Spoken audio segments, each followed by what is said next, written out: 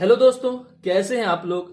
मैंने जो वादा किया था कि दृष्टि जो हर महीने मैगजीन देती है उसके सभी टॉपिक को यूट्यूब के माध्यम से आप तक पहुंचाने की कोशिश करेंगे, जिससे आप भी इस मैगजीन का पाठक बन पाएंगे और इसका लाभ उठा पाएंगे।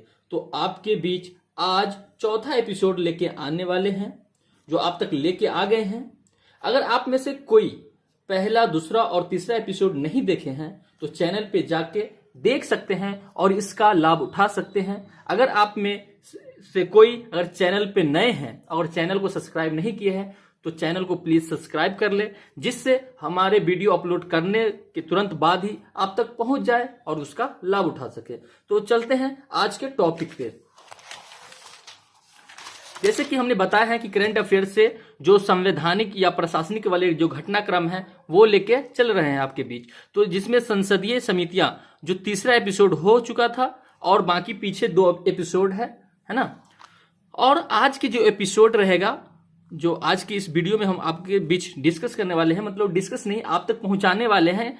जो आप तक ये मैगजीन नहीं पहुंच पाता है तो हम सोचे कि हम जो लिखा हुआ है उसको बोल करके आप तक पहुंचाने की कोशिश करें, जिससे आप लोग सुन करके ये चीज को लिख लें। तो आज है हिजाब विवाद। दोस्तों, हिजाब जो विवाद है, तो सबसे पहले इससे रिलेटेड जो संभावित क्वेश्चन पूछे जाते हैं, जो पूछ सकते हैं एग्जाम में, वह क्या हो सकता है, जिससे आप अगर क्वेश्चन के बारे में पहले जान लेंगे तो आपके ये टॉपिक के बारे में बहुत कुछ समझ में आ जाएगा कि इससे ये रिलेटेड इसमें टॉपिक में पढ़ना है, यानी हिजाब विवाद में क्या क्या पढ़ना है। तो सबसे पहले आज जो संभावित इस टॉपिक से जो क्वेश्चन बन सकते हैं वह है कि हाल ही में कर्नाटक में स्कूलों में हिजाब पर प्रतिबंध पर उपजे विवाद के आलोक में सामाजिक समानता और धार्मिक स्वतंत्रता से जुड़े संवैधानिक प्रावधानों के मध्य विवाद से जुड़े बिंदुओं की समीक्षा कीजिए। तो ये क्वेश्चन हो गया संभावित। तो अब देखते हैं कि आखिर क्या है। तो हिजाब विवाद चर्चा में आखिर क्यों रहा ये। तो हाल ही में उच्चतम न्यायालय की दो सदस्यीय पीठ ने कर्नाटक के स्कूलों में मुस्लिम छात्राओं द्वारा हिजाब पहनने के अधिकार से जुड़े मामले में एक विभाजित निर्णय सुनाया है। इसके क्या पृष्ठभूमि है, तो जानते हैं कि जुलाई 2021 में कर्नाटक के उडुपी प्री यूनिवर्सिटी कॉलेज में आगामी शिक्षण सत्र के लिए समान गणवेश लागू करने की घोषणा की। अगला पॉइंट है कि कॉलेज की मुस्लिम छात्राओं ने इसे भेदभावपूर्ण बताते हुए इसका विरोध किया। हालांकि फरवरी 2022 में कर्नाटक राज्य सरकार द्वारा कर्नाटक शिक्षा अधिनियम 1983 की धारा 133(2) के तहत एक सरकारी आदेश जारी किया गया, जिसमें छात्रों को संबंधित शिक्षण संस्था द्वारा निर्धारित गणवेश को ही पहनने की, यहाँ पे की होना चाहिए, पहनने की अनुमति दी गई। साथ ही स्कूल एवं कॉलेजों में ऐसे कपड़े पहनने को प्रतिबंधित किया गया जो समानता, अखंडता और सार्वजनिक कानून व्यवस्था को भंग करते हो। इस मामले को कर्नाटक उच्च न्यायालय में चुनौती दिए जाने के बाद मार्च 2022 में उच्च न्यायालय ने अपने निर्णय में शिक्षण संस्थाओं में हिजाब पर प्रतिबंध को जारी रखा। साथ ही उच्च न्यायालय ने माना कि हिजाब पहनना इस्लाम का आवश्यक धार्मिक आचरण, एसेंशियल रिलीजियस प्रैक्टिस यानी ERP नहीं है, यानी जो इस्लाम में है कि हिजाब पहनना वह आवश्यक धार्मिक आचरण नहीं है। जिसके बाद उच्च न्यायालय के इस निर्णय को उच्चतम न्यायालय में चुनौती दी गई और उच्च न्यायालय की जो ये निर्णय था, इस निर्णय को क्या हुआ कि इनका जो चुनौती दिया गया उच्च न्यायालय में, यानी इनका अब जो केस है वह उच्च न्यायालय तक पहुंचाया गया। उसके बाद क्या है कि इसके बीच क्या है कि जो याचिका किया, मतलब जिन्होंने इसके बारे में कोर्ट में अपील की, उनका क्या कहना है कि कर्नाटक उच्च न्यायालय में दायर याचिका में कहा गया था कॉलेज हिजाब पहनने की अनुमति नहीं देकर उन्हें धर्म का पालन करने के उनके मौलिक अधिकार से वंचित कर रहा था। याचिकाकर्ताओं ने प्रश्न उठाया कि केवल छात्रों द्वारा हिजाब पहनने से सार्वजनिक व्यवस्था का मुद्दा कैसे बन सकता है।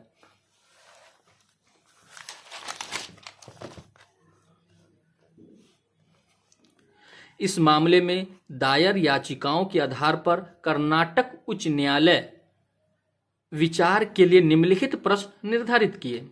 उसमें क्या है, पहला कि क्या हिजाब पहनना इस्लाम के तहत एक आवश्यक धार्मिक आचरण या प्रथा है और इसलिए संविधान के अनुच्छेद 25 के तहत संरक्षित है।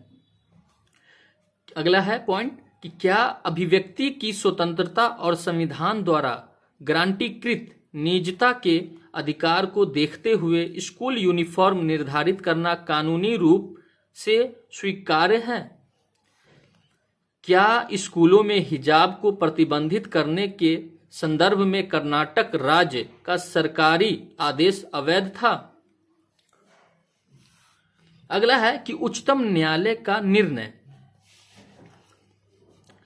इस मामले की सुनवाई के दौरान जस्टिस हेमंत गुप्ता ने स्कूलों के अंदर हिजाब पर प्रतिबंध को मान्य करने वाले कर्नाटक उच्च न्यायालय के आदेश को बरकरार रखते हुए कहा कि कर्नाटक सरकार का निर्णय केवल एकरूपता को बढ़ावा देने और कक्षाओं में एक धर्मनिरपेक्ष वातावरण को प्रोत्साहित करने के लिए था। उन्होंने कहा कि गणवेश का पालन अभिव्यक्ति की स्वतंत्रता पर एक तर्कसंगत रीजनेबल इंग्लिश में कहा जाता है प्रतिबंध था, जबकि न्यायमूर्ति सुधांशु धूलिया ने राज्य सरकार और उच्च न्यायालय के आदेशों को खारिज करते हुए कहा कि लड़कियों की शिक्षा मायने रखती है और उन्हें कक्षाओं में हिजाब पहनने के अधिकार को उनके व्यक्तिगत निर्णय या पसंद तथा मौलिक अधिकार का मामला बताया जो कि स्कूल परिसर के अंदर लड़की की गरिमा और उसकी निजता से जुड़ा है। विभाजित फैसला क्या हुआ? तो एक विभाजित फैसला तब पारित किया जाता है जब पीठ किसी मामले में या तो सर्वसम्मति से या बहुमत से फैसला नहीं कर पाती है। विभाजित फैसले तभी हो सकते हैं जब पीठ में जजों की संख्या सम हो। यही कारण है कि आमतौर पर महत्वपूर्ण मामलों के लिए विषम संख्या जिसमें 3, 5, 7 वाली जजों की पीठ का गठन किया जाता है।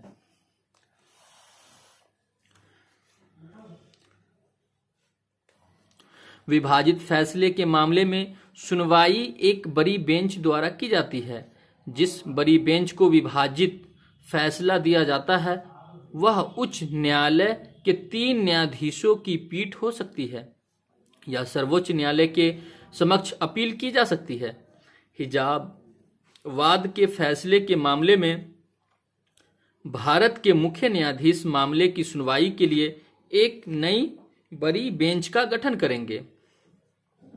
पूर्व के मामले, अब इससे रिलेटेड जो पूर्व के मामले है उसके बारे में बताया गया है कि फातिमा हुसैन सैयद बनाम भारत एजुकेशन सोसाइटी जो एक केस चला था वर्ष 2003 में।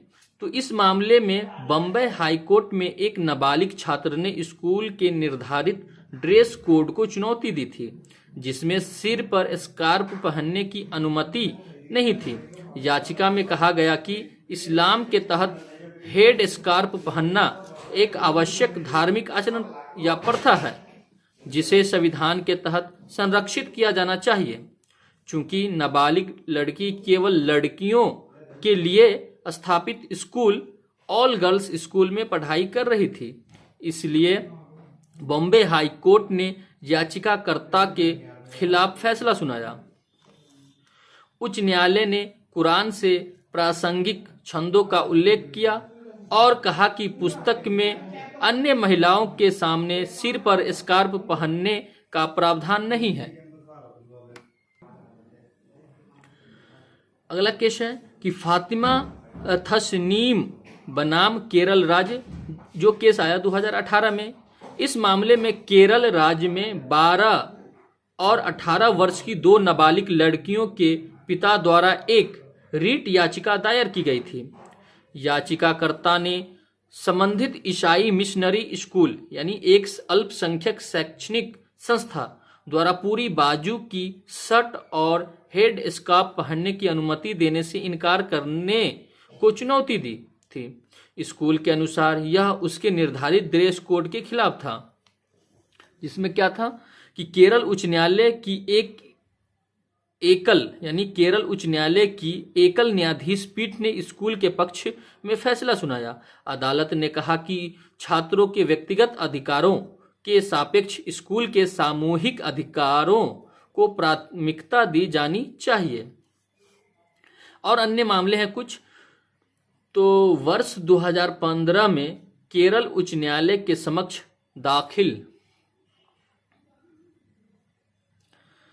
दाखिल भारतीय प्री मेडिकल प्रवेश परीक्षा के लिए निर्धारित ड्रेस कोड को चुनौती दी गई थी, जिसमें आधी आस्तीन वाले हल्के कपड़े जिसमें बड़े बटन, ब्रोंज या बैज, फूल आदि न हो तथा जूतों की बजाय चप्पल पहनने का प्रावधान किया गया था। इस मामले में उच्च न्यायालय ने केंद्रीय स्कूल शिक्षा बोर्ड सीबीएसई के तर्क को स्वीकार किया कि विचाराधीन नियम केवल यह सुनिश्चित करने के लिए लागू किए गए थे कि कोई भी उम्मीदवार परीक्षा में उत्तीर्ण होने के लिए कपड़ों के भीतर किसी वस्तु या उपकरण को छुपाकर इसका अनुचित प्रयोग न कर सके।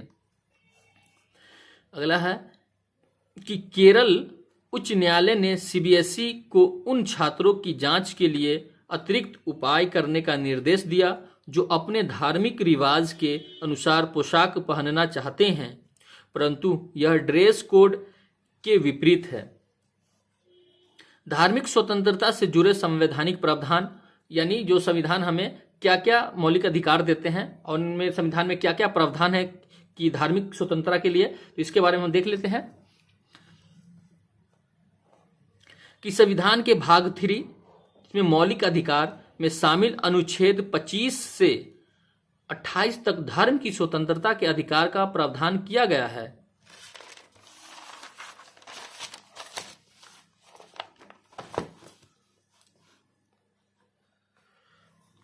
अनुच्छेद 25(1) जिसमें क्या कहता है, संविधान का अनुच्छेद 25(1) सभी व्यक्तियों को अंतःकरण की स्वतंत्रता और धर्म को मानने, आचरण करने और प्रचार करने का अधिकार देता है, जिसमें यह एक अधिकार है जो नकारात्मक स्वतंत्रता की गारंटी देता है, अर्थात यह सरकार को उत्तरदायित्व है कि वह यह सुनिश्चित करे कि इस स्वतंत्रता का प्रयोग करने में कोई हस्तक्षेप या बाधा न उत्पन्न हो। अनुच्छेद 26 कहता है कि भारतीय संविधान का अनुच्छेद 26 सार्वजनिक व्यवस्था, नैतिकता और स्वास्थ्य के अधीन रहते हुए प्रत्येक धार्मिक संप्रदाय या उसके किसी अनुभाग को धार्मिक आयोजनों एवं धार्मिक संपत्तियों के विधि अनुरूप प्रबंधन की स्वतंत्रता का अधिकार प्रदान करता है। अनुच्छेद 27 कहता है कि भारतीय संविधान का अनुच्छेद 27 किसी भी व्यक्ति को किसी विशिष्ट धर्म के प्रचार या रख रखाव में व्यय पर विनियोजित कर टैक्स को देने के लिए बाध्य नहीं किया जाएगा। अनुच्छेद 28 कहता है कि भारतीय संविधान के अनुच्छेद 28(1) के तहत राज्य निधि से पूर्णतः पोषित किसी शिक्षण संस्था में किसी भी प्रकार की धार्मिक शिक्षा को प्रतिबंधित किया गया है। हालांकि सभी मौलिक अधिकारों की तरह लोक व्यवस्था, शालीनता, सदाचार, स्वास्थ्य और अन्य राज्य हितों के आधार पर इन अधिकारों पर भी कुछ प्रतिबंध लागू कर सकता है। अब आवश्यक धार्मिक प्रथाएं क्या है? तो उच्चतम न्यायालय द्वारा लंबे समय से एक व्यवहारिक परीक्षण प्रक्रिया विकसित है, जिसके आधार पर यह निर्धारित किया जा सके कि किन धार्मिक प्रथाओं को संवैधानिक रूप से संरक्षित किया जा सकता है और किन्हें अनदेखा किया जा सकता है। वर्ष 1954 में उच्चतम न्यायालय ने सिरूर मठ मामले में कहा कि धर्म शब्द में एक धर्म के लिए अभिन्न या अभंजित इंटीग्रल सभी अनुष्ठानों और प्रथाओं को शामिल किया जाएगा। उच्चतम न्यायालय के अनुसार इस परीक्षण के लिए संबंधित धर्म के सिद्धांतों के आधार पर उसके अनिवार्य हिस्सों का निर्धारण किया जाना चाहिए। उच्चतम न्यायालय द्वारा कई मामलों में इस परीक्षण का प्रयोग किया गया है। उदाहरण के लिए वर्ष 2004 के एक फैसले में उच्चतम न्यायालय ने माना कि आनंद मार्ग संप्रदाय को सार्वजनिक सड़कों पर तांडव नृत्य करने का कोई मौलिक अधिकार नहीं है, क्योंकि यह संप्रदाय की एक आवश्यक धार्मिक प्रथा हिस्सा नहीं है। 2016 में सुप्रीम कोर्ट की 3 न्यायाधीशों की बेंच ने दाढ़ी रखने के लिए भारतीय वायुसेना से एक मुस्लिम एयरमैन को निष्कासित किए जाने के निर्णय को बरकरार रखा। गौरतलब है कि सशस्त्र बल विनियम 1964 का विनियम 425 सशस्त्र बलों के कर्मियों द्वारा बाल बढ़ाने से प्रतिबंधित करता है, सिवाय शौन कर्मियों को जिनका धर्म बाल काटने या चेहरे को सेव करने पर रोक लगाता है। अदालत ने माना कि दाढ़ी रखना इस्लामी प्रथाओं का एक अनिवार्य हिस्सा नहीं है।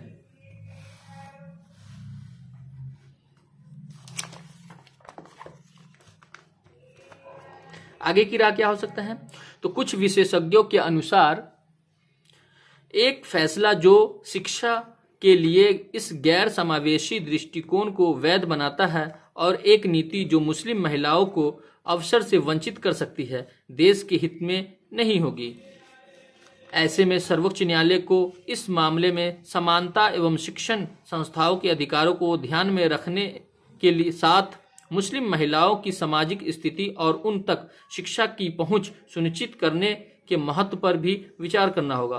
तो दोस्तों, ये जो संभावित प्रश्न था मैंने पहले ही बता चुका हूं। तो इस तरह ये इस टॉपिक से जो क्वेश्चन आपसे जो इस क्वेश्चन का जो हल हो सकता है आप जरूर करने की कोशिश करें। तो आज के लिए इतना ही।